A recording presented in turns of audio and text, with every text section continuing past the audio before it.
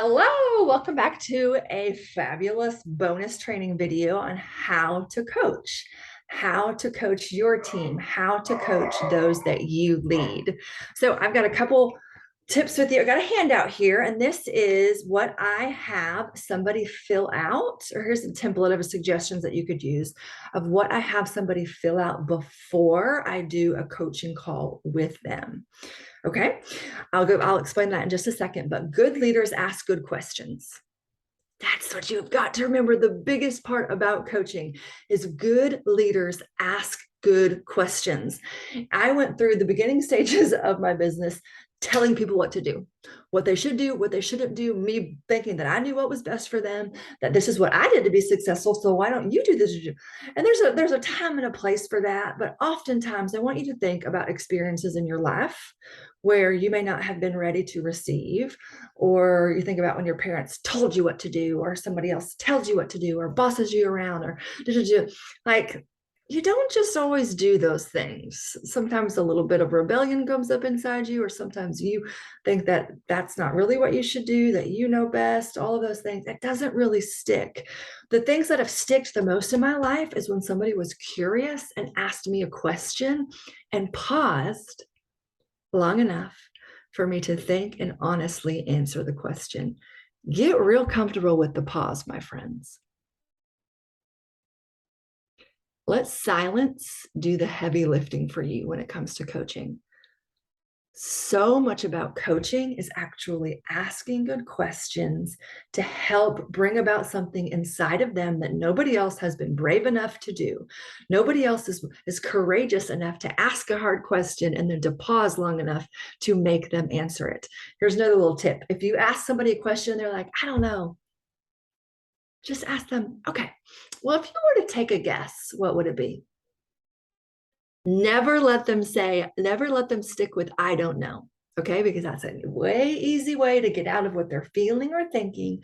But you, as the coach, showing up in your powerful, peaceful presence that you're going to learn way more about how to do within the leading ladies program. But you are going to show up from this place of loving kindness, of power, of believing the best for them, of seeing their highest, truest calling that they don't believe for themselves yet, but you do. And so you asking them the good questions and pausing will help bring that forth. And that is the miracle of coaching.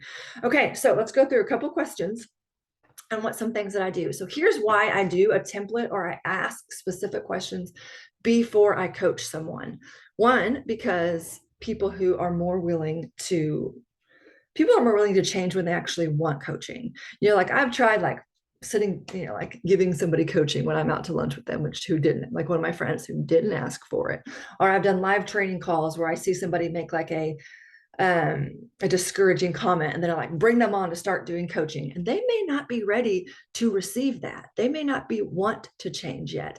And so I want to put my time and effort forth for people who want it and need it.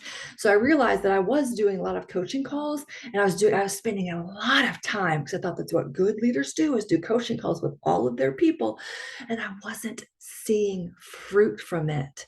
I was spending a lot of time on these calls, me spinning their wheels, them spinning their wheels, them not getting the results they wanted to, me being incredibly frustrated that they weren't listening to me, vice versa. So I created this to help both of us, to help the experience be so much better in how I coach them. So there's some really great questions. Let me explain the background behind each of the questions here. So first of all, I ask them, what book are you currently reading? Okay. Because leaders are readers, and I want to rise them up to the occasion, rise them up to the expectations that I have for them as a leader. So I did not put a yes or no question. Another good coaching tip: don't ask yes or no questions, ask open-ended questions. So what book are you reading? So I want them to be reading. And if they're not reading, more than likely, they will at least go find a book off their shelf, open up, read page 1, and then come back and write that in their form before they message me back. Whatever works to get them in the habit of doing the things that we expect, or just helping them rise up to be the leader that is inside of them. Most people just don't believe that they're a leader, or they think, well, I just don't think I'm a leader. I'm just waiting for the day when I think that I'm a leader. As you know, within Leading Ladies, we create our life by our thoughts. So it's not just one day you start thinking that you're a leader. No, you create the feelings of empowerment and leadership, and you create the feelings of that you are good enough and that you're walking out your calling. And those are all a practice that you learn through the creation cycle. But it's not just one day they grow up, you wake up and you're like, okay, now I feel like a leader. And now I no longer have imposter syndrome. No, those are thoughts that you are thinking, and you can think new thoughts about your leadership and your role. Back to the sheet. Okay, I asked them, what are their biggest strengths as a leader? I like to start off by helping them see what is good about them. So often people only compare themselves to other people, and if you're their leader, they're already looking at you as better at leadership than they are, more than likely, or different than how you do it. So I want them to point out the strengths that they have as a leader, the things that they are good at, what they bring to the table, what makes them unique, their giving talents and gifts. And it may look different than you. So I want them to identify that. And the next one is, what are the daily, weekly, and monthly tasks they do for their business? I want them to be aware of what they are actually doing, and you to have a snapshot of how much time they're actually investing in it. Because people will say, oh, they'll say this all the time, I'm working so hard on my business and I'm not getting anywhere. You got to get real specific with them, asking them questions such as, okay, what does working really hard mean? Like, how many hours specifically? What exactly are you doing within those hours? Here's a story that I love. I once had a girl who, this wasn't necessarily a coaching call, but she was like, she had little kids, and she had just started them out at Mother's Day Out. This is like this little preschool at a church for like 4 hours twice a week. And she was so excited because she dropped her kids off at Mother's Day Out. And so she got to go to the coffee shop and work her business. And she messaged me afterwards. She was so excited. And she goes, Jessica, I worked for 4 hours. I got so much done in my business. But she said, but I ran out of time before I could message people about my opportunity, new people about what I had to offer. It's fascinating to me because this is what our brain does. It tricks us into thinking that we are working so hard and doing all of these things, when actuality, we oftentimes aren't doing the actual things that will grow our business, the biggest rocks, the most meaningful things to move the needle to our goals. We may be doing lots of stuff, lots of busy stuff, lots of scrolling, lots of things on that to-do list we may have checked off. But are we doing the most important things? Are we doing things that we have been avoiding or resisting? Which brings me to the next question. Asking them, what are they avoiding or resisting? Okay. Helping them be aware of that. Yeah, I have them fill this out before our coaching call, because this information is going to give me as the coach so much awareness even before our call. I look through this, I see areas of weakness, I see areas that I want to ask more questions about, that I want to go deeper with them in. So what are you avoiding or resisting? If anybody that you lead comes to you and says that they're stuck, I'm stuck. If they will actually get honest about what they have been avoiding or what they have been resisting doing in their business, they'll get unstuck when they do those things. So the beauty of the calling of you as a coach is helping them have that awareness and getting to why they have been avoiding or resisting. Like, sure, they can now know, okay, well, I've been avoiding posting about my business on social media, good. It's not like, oh, good job. You've identified what you've been avoiding. Let's move on to the next question.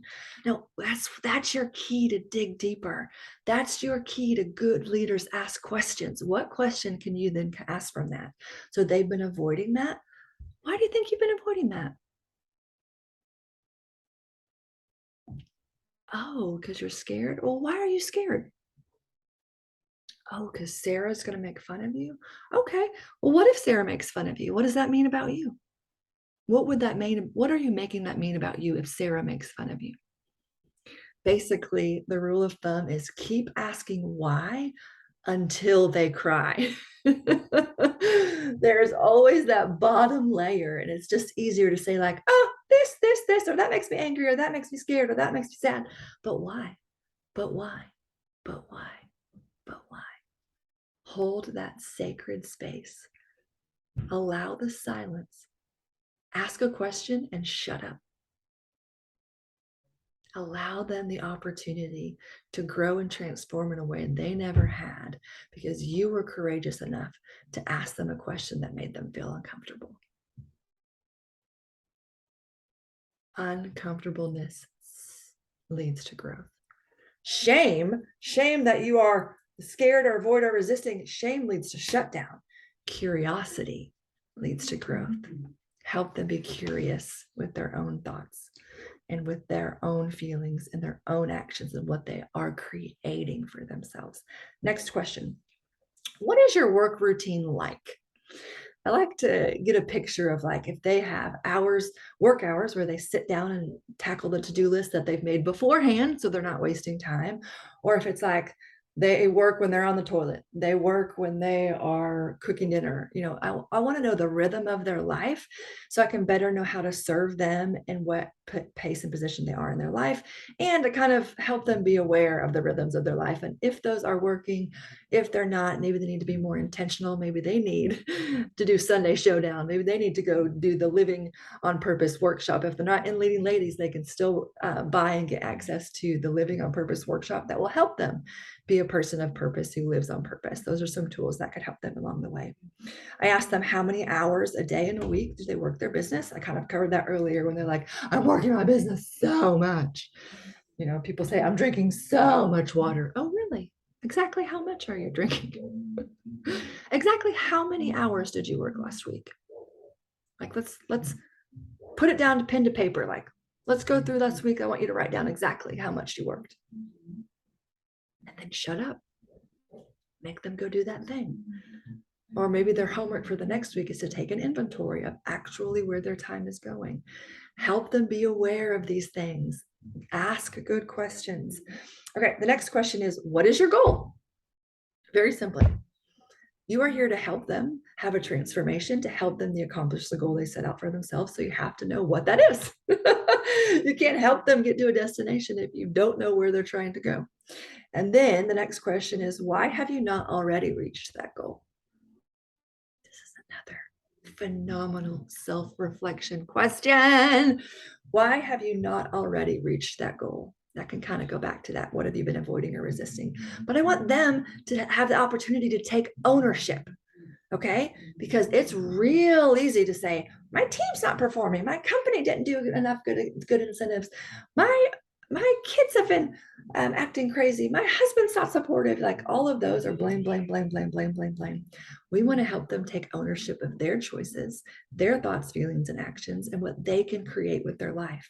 So help them be aware of maybe something that feels uncomfortable. Maybe it's going to cause them some shame to admit of why they haven't reached their goal already. Bring that to the light. If it's in darkness, if it's shame and hiding, it can't find healing. Bring it to the light. Full transparency and vulnerability. Freedom is on the other side of that. I then have them do a goals exercise, which I work backwards in. I have them think about where they want to be in a year, which is awesome. Dream big. Where do you want to be in a year? What's your income? What is that physically, spiritually, emotionally, financially mean for you a year from now? And then I have them work backwards. A year from now, you want to be there? Great. If that's where you want to be in a year, that means let's do some mile markers along the way. Where do you need to be in 6 months to make sure that we're on track to hit that year goal? And then where do you need to be 3 months from now to make sure we're hitting that goal? Where do we need to be a month from now to start that initial step to get us from a year from now? So I have them write their 1 year goal, 6 month goal, 3 month goal, and 1 month goal. Okay. So I have them do all that. They fill all of that out and give it to me before I coach them. So if you're doing these one-on-one coaching calls or whatever you do, these are just some ideas and suggestions for you, but I have that before the coaching call. We do the coaching call. We cover a couple of these things that they've brought up. I ask more curious questions. I pause. I don't let them say, I don't know. I let silence do the heavy lifting. I believe so highly in the best possible version of themselves and in their future. I believe that for them as their coach, even before they do in themselves. And they can see that and feel that and sense that in me and get a sense of that in themselves.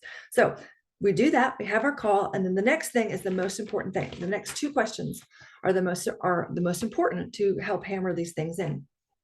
Before we end the coaching call, I ask them what are their next very detailed action steps that they are going to take after the call.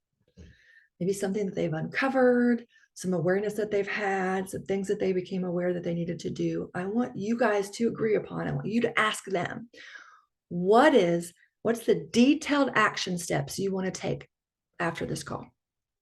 And I write them down, detailed the action steps. I want them to get really clear on what their action steps are next, whether that's working on certain thoughts and then taking certain actions. That needs to be incredibly clear. And then I ask them, how will you feel once you accomplish those steps? I want to tap into the feeling for them because we are emotional feeling beings. Our thoughts create our life. So I want them to get a taste of what it's going to feel like when they do what they say they're going to do, when they keep their promises to themselves. What is that going to feel like? So in that moment, I want them to say and state what that will feel like. I want you to celebrate that feeling ahead of time with them. Like, yes, that is going to feel so amazing. You're right. You're going to feel so proud of yourself or empowered or whatever the answer that they give you, right? Is right, because don't tell them how they're going to feel. I want you to ask them how they're going to feel when they accomplish those steps, those action steps that they were really clear about.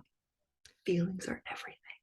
Okay, so that's just some tips. Those are some incredibly empowering tips on how you can become a better coach, how you can ask better questions, how you can let silence do the heavy lifting. And these are ways that you will help transform your clients or your teammates or your coworkers or your friends, whoever you are, whoever has given you permission to coach them. These are tools that will help you be a better coach and help them have better results and the transformation they have been going after. So I'm excited for you guys as you coach.